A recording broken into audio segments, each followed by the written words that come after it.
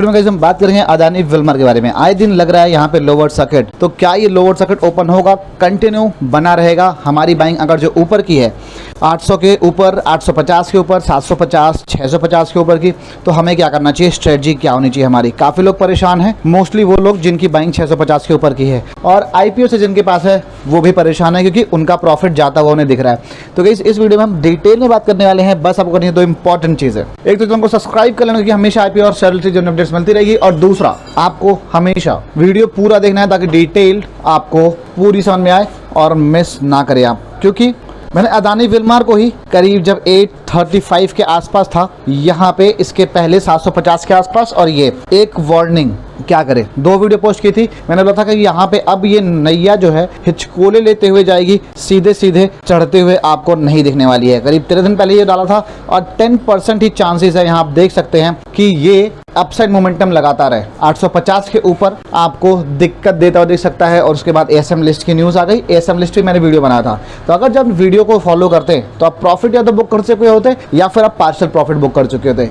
अगर जो वीडियो देखने के बाद भी आप बने रहते तो आप परेशान नहीं हो रहे होते, क्योंकि डिसीजन साफ साफ था कि या तो मुझे 6 महीने 1 साल के लिए बने रहना है या तो मुझे एग्जिट कर जाना है। तो चलिए जो भी है, अब इस सिनेरियो में हमें क्या करना चाहिए, जो मैंने पहले बताया था वो पुरानी बात हो गई। अगर जो आपने देखा होता तो आपको प्रॉफिट हुआ होता, नहीं देखा कोई बात नहीं, अभी नया क्या करना है। तो यहाँ पे 583 आज हमें क्लोजिंग होता हुआ दिख रहा है जब मैं वीडियो रिकॉर्ड कर रहा हूँ करीब 3 बजे, और लोअर सर्किट पूरे दिन ही लगा हुआ है। यहाँ पे गाइस ये करीब 33.57%, 33 से 35% तक दूर है अपने 52 वीक हाई से, और 156-57% यहाँ पे अभी भी अर्निंग करता हुआ दे रहा है जिनके पास आईपीओ से है। आईपीओ वाले भी 150% का रिटर्न लेके बैठे हो, 150 से ज्यादा ही। तो यहाँ पे भाई आईपीओ वालों को तो दिक्कत नहीं है, परेशानी सिर्फ यहाँ पे है कि जो प्रॉफिट हमें आ रहा था 30-35% का वो जाता हुआ दिख रहा है। तो आपको यही बता दूं, जिन्होंने आईपीओ से होल्ड कर रखा है, अगर जो आप इसको टाइम देते हो तो आपका ये जितना लॉस है सब रिकवरी करता हुआ दिखेगा। अभी इन्होंने कोहिनूर ब्रांड को भी एक्वायर कर लिया है, अपने बिजनेस में ये और अग्रेसिव होके काम करने वाले हैं। छोटे छोटे जो ब्रांड्स हैं साउथ साइड के,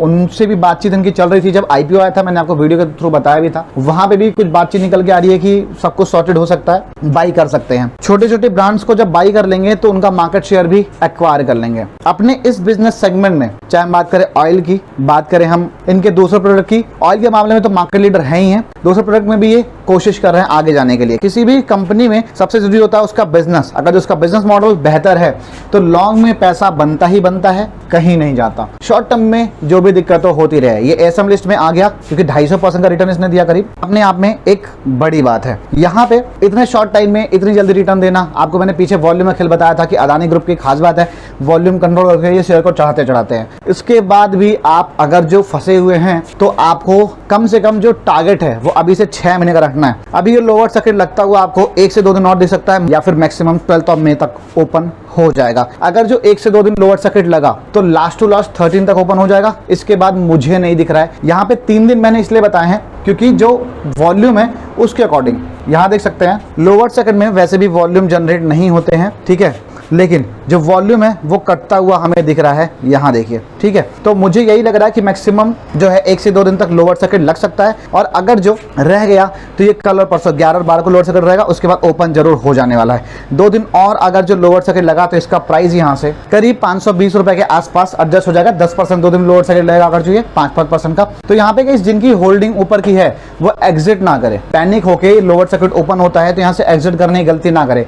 एएसएम लिस्ट में वो कंपनियां रहती है, मैंने आपको पीछे डिटेल दी थी, जो फाइनेंशियली वीक हो। फाइनेंशियली वीक होने के बाद उनको अगर जो पुश किया जाता है, भगाया जाता है, बढ़ाया जाता है, तो वो एएसएम लिस्ट में ज्यादा टाइम तक रह सकती है। लेकिन वो कंपनियां जो अपने रिजल्ट अच्छे दे रही हैं, बिजनेस मॉडल बढ़िया है, सब कुछ सही से कर रही हैं, जो रिवेन्यू अच्छा जनरेट कर रही है, 38-39,000 40,000 करोड़ का रेवेन्यू जनरेट कर रही है, वो ज्यादा दिन एएसएम लिस्ट में नहीं रहती हैं। उसका रीजन है भाई कंपनी अच्छा कर रही है। एएसएम लिस्ट में रखने का मतलब ये होता है कि आप कुछ नेगेटिविटी कर रहे हो, आप इनसाइडर ट्रेडिंग कर रहे हो, रिटेलर्स को फंसाने की कोशिश कर रहे हो। तो ऐसा फिलहाल करते हैं ये लोग। मैं ये नहीं बोल रहा हूँ विल्मर ग्रुप जो है सिंगापुर की वो भी यही काम करती है, और अदानी ग्रुप का तो आपको पता ही है, मैंने कई वीडियो में बताया, और ये लगभग सबको ही पता होगा, जो भी मार्केट में कुछ टाइम से है, जिनको थोड़ी बहुत नॉलेज है उनको पता होगा, करते हैं ये लोग। बट कंपनी जब स्ट्रांग होती है तो एएसएम लिस्ट में वो ज्यादातर रह नहीं सकती है, वो निकल जाती है। आप पीछे बहुत बड़े 2 नाम, हैप्पीएस्ट माइंड और सीडीएसएल देखिए सबसे पहले निकल गया। हैप्पीएस्ट माइंड छोटी कंपनी थी, थोड़ी दिन बाद निकला, बट ठीक है निकल गया एएसएम लिस्ट से। तो एएसएम लिस्ट से बहुत ज्यादा फर्क पड़ता हुआ नहीं देगा। अब यहाँ पे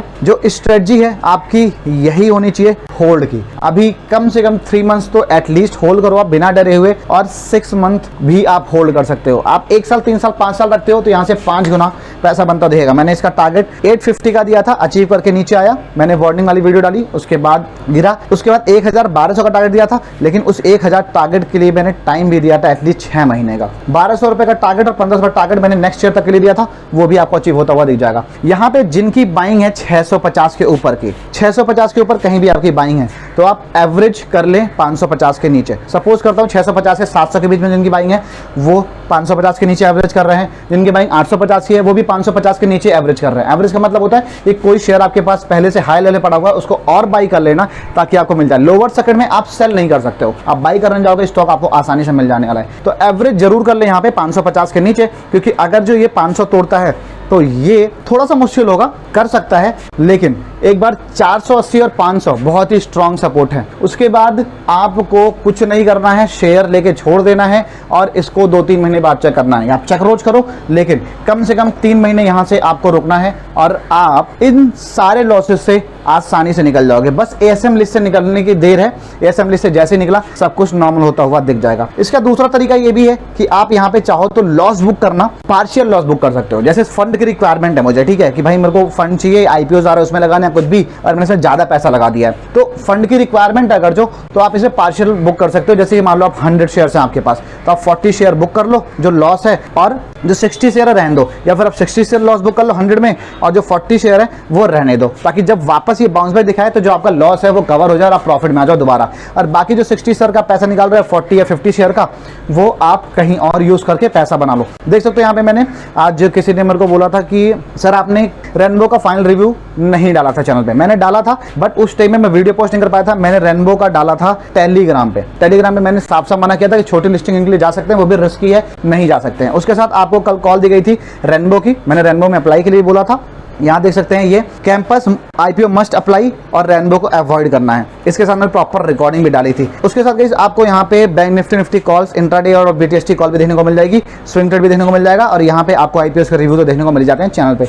तो चैनल को सब्सक्राइब करना जितना इंपॉर्टेंट है उतना ही इंपॉर्टेंट है टेलीग्राम पे हमको ज्वाइन करना, ताकि यहाँ पे अगर जब लॉस बुक करते भी हो आपको लगता है तो आप वहां से प्रॉफिट अपना अर्न कर सको। अदानी विल्मर में कोई दिक्कत नहीं है, आप बोलोगे तो डिटेल रिव्यू, इसके बिजनेस से लेके फाइनेंशियल सब कुछ 0 से लेके 100 तक का डिटेल रिव्यू अदानी विल्मर पे लेके आऊंगा, ताकि आपका ये डाउट हो जाए। बट हाँ, मुझे कमेंट में आपको बताना पड़ेगा हाँ सर मुझे डिटेल रिव्यू चाहिए, क्योंकि आईपीओ आए हुए बहुत ज्यादा टाइम नहीं हुआ। इसका डिटेल रिव्यू हमने ऑलरेडी पोस्ट किया था, सबने देखा होगा 2 से 3 महीने पहले ही। आपको चाहिए एक बार फिर से मैं इसके हर एक पैरामीटर को आपके सामने खोल कर रखूंगा, फिर आपको शायद बेहतर समझ में आए। कमेंट में आप जरूर बताना अगर जो आपको चाहिए। स्ट्रेटजी आपको नहीं समझ में आई है, आप कमेंट सेक्शन में मुझे बताना कि सर जी मुझे ये समझ नहीं आया, मैं आपको रिप्लाई जरूर देने वाला हूँ कमेंट सेक्शन में। और कमेंट सेक्शन में आपको लिंक मिल जाएगा टेलीग्राम का और इंस्टाग्राम का, आप ज्वाइन कर सकते हो क्लिक करके, अदरवाइज शर्मा के टॉक्स को फाइंड कर सकते हो। वीडियो अच्छी लगी हो तो लाइक सब्सक्राइब शेयर जरूर करना, करते video. Thank you for watching, please जल्दी से जल्दी मैं वापस